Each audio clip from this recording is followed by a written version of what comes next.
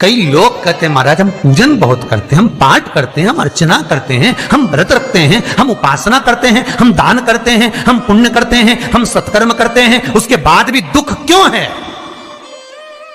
हम पूजन तो कर रहे हैं। आपके पेट में दर्द हुआ, मान लो आपके सिर में दर्द हुआ, अब सिर में दर्द हुआ तो आपने गोली तो खाई, एनासिन भी खाई, क्रोसिन भी खाई, डिस्प्रिन भी खाई, कॉम्बिफ्लिम भी खाई, ना जाने कहां की गोलियां खा गए। सिर में दर्द था और 4-5 तरह की गोली खा गए। तुमने जब तो गोली खा ली और गोली खाने के बाद तुम्हें थोड़ा सा असर भी हो गया, पर इतनी गोलियां जो खाई है तो बाद में रिएक्शन तो करेगी, कुछ तकलीफ तो देगी, कुछ गर्मी तो करेगी, बीपी शुगर ऊंचा नीचा कर सकती है, आपने पाई। उसी तरह मंत्र, माला, पाठ, जप, अनुष्ठान फल कब देते हैं और फल कब नहीं देते, ये शिव महापुराण की उमा संहिता कह रही है। शिव महापुराण का उमा खंड, पार्वती खंड को अच्छे से पढ़िए तो उसमें बताया है, उसमें वर्णन किया है।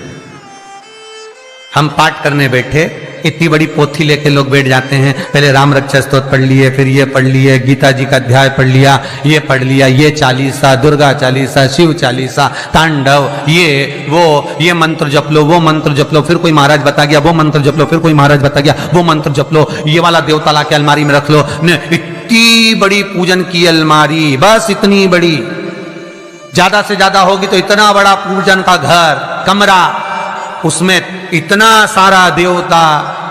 रामेश्वर गई तो उनको ले आई, जगन्नाथ जी गई तो उनको ले आई, द्वारका गई तो उनको ले आई, वृंदावन गई तो उनको ले आई, महाकालेश्वर गई तो उनको ले आई, सारा देवी देवता वहीं बैठा, पितृदेव, ये देव, कुल देवी, शंख देव, घंटी देव, दिया देव, सब उसी में, गणेश जी, शंकर जी, हनुमान जी, राम जी, सब भरा पड़ा। और पूजन करने सुबह से आई, सुबह से इतनी सी शक्कर लाई कटोरी में, इतनी सी शक्कर कटोरी में, भगवान को नहला धुला के कटोरी धर दी। इतनी बड़ी अलमारी में सारा देवता ऐसा कसा कसाया बैठा है, सारा देवता। और तीर्थ करने फिर गई तो गणेश जी शंकर भगवान से बोले, पिताजी फिर जा रही है। शंकर भगवान बोले, बेटा खसक के बैठो, फिर पकड़ के लाएगी किसी को, खसक के बैठ, फिर लाएगी किसी, फिर ले आई, फिर रख दिया। पूजन करने आई, कलश रख दिया, मंदिर में ढुल गया, भगवान पूरा गीला हो गया। गणेश जी शंकर जी से बोले, पिताजी पूरा गीला करके चली गई। शंकर भगवान बोले, बेटा तो कल ही आएगी, दिया लगा के गई, अब तो गीले में बैठो, अब नहीं आने वाली, कल। बहुत ध्यान देना साहब, इस कथा को आपके ऊपर लेकर समझाया जा रहा है, क्योंकि शिव महापुराण की कथा कहती है कि आप जो मंत्र जप रहे हो, आप जो माला जप रहे हो, आप जो साधना कर रहे हो, आप जो पाठ कर रहे हो, वह आप पर असर कर रहा है कि नहीं कर रहा, वो आपको समझना है। राम रक्षा स्तोत्र का पाठ करो तो पहले हनुमान चालीसा पढ़ो, फिर राम रक्षा स्तोत्र करो। शिव चालीसा, दुर्गा चालीसा, गणेश चालीसा, हनुमान चालीसा, गायत्री चालीसा, इन 4-5 चालीसा को एक साथ कभी नहीं पढ़ना। एक चालीसा यदि आपने पढ़ ली है शुरू में, तो पाठ पूरा होने के बाद जब उठने की तैयारी हो तब दूसरी चालीसा पढ़ दो, बाकी की चालीसा भले आप बाद में पढ़ दो, पर एक साथ 4 चालीसा का पाठ नहीं होना चाहिए। महाराज पाठ करने बैठे हो, किसी एक मंत्र की माला जप रहे हो, ओम नमः भगवते वासुदेवाय जपा, या शंकर जी का मंत्र जपा, या गुरु का मंत्र जपा, या ये मंत्र जपा, या वो मंत्र जपा, उस मंत्र को जपने में बीच में कुछ गैप होना चाहिए।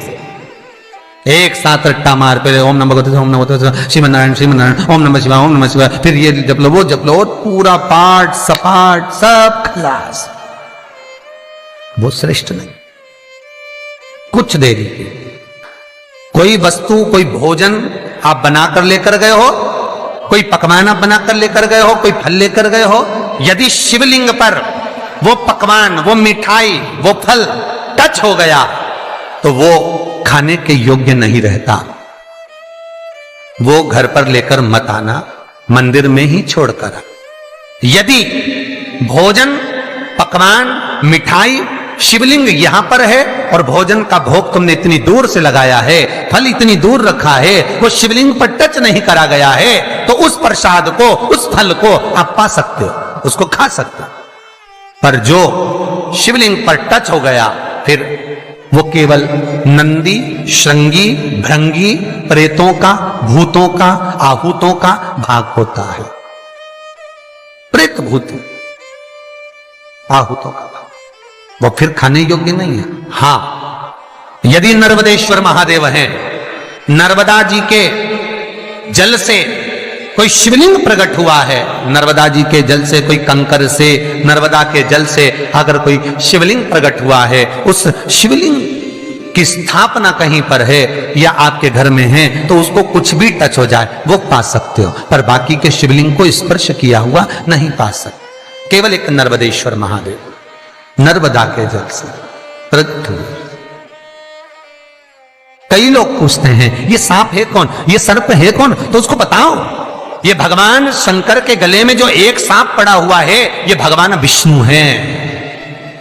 और शंकर भगवान के सिर पर जो जटा में सांप दिखता है, वो हाथ में सांप बंधे रहते हैं, वो दो हाथों में, कमर पर, सिर पर, केशों पर जो सांप 5 नजर आते हैं, वो तो बताओ ये शंकर भगवान की 5 लड़कियां हैं, जया, विषहरा, शामली बारी, दो तली और देव।